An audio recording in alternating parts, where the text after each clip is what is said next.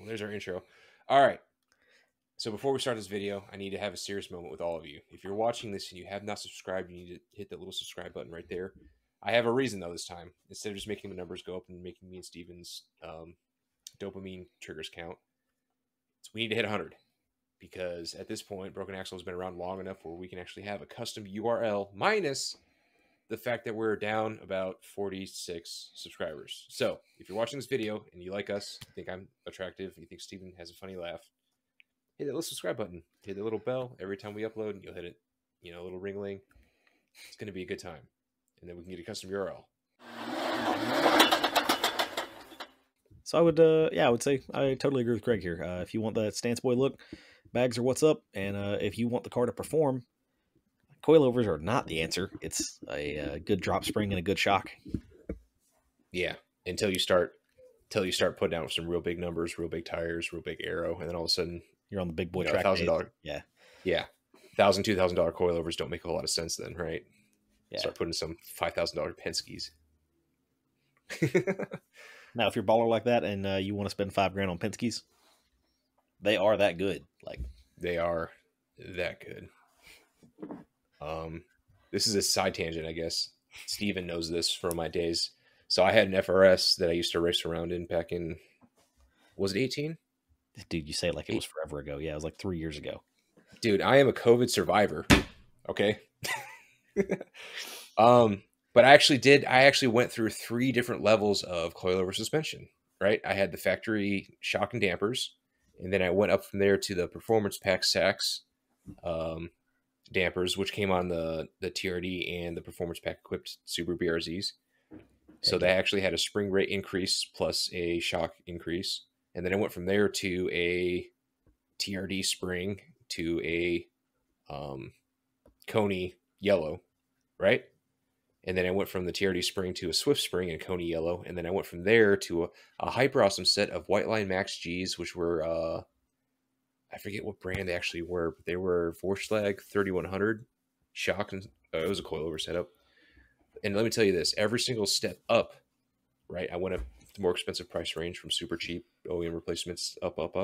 Every single step made a large improvement on the handling. And the Max Gs were a double spring. I don't know if you know, Steven. They had a helper spring plus a main spring. And they were a custom shock that was meant for the FRS BRZ chassis. And oh my God, it was fantastic. And apparently the guy who sold them to me upgraded himself to something even more expensive. And I've driven his car. And we're talking about, the metric we're talking about is those Max Gs were like $2,800, $2,700 brand new, right? Yeah. The thing that he spent was over $3,000. And I'll tell you, the jump in performance between the two, it is a good jump and it is mighty, but it's not worth the cost-effective game. And then I go back down to the whole Swift spring on Coney shock versus the $3,000 or the $2,800 suspension that I paid for. The difference between the two is mighty and it is holy and it is awesome. It's still not worth the price gap.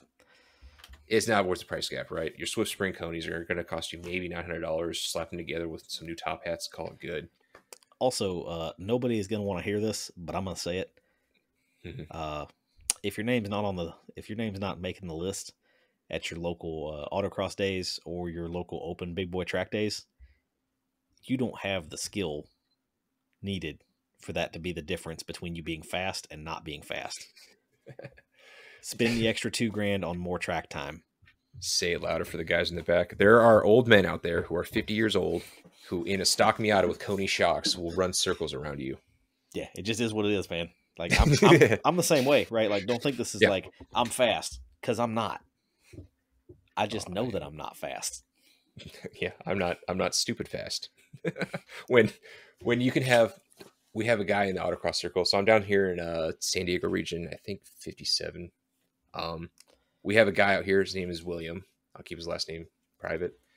He will go from a Lamborghini Aventador to a BMW M2 CS to a shifter cart into a Miata all in the same day. And he's fast in all 4 of them.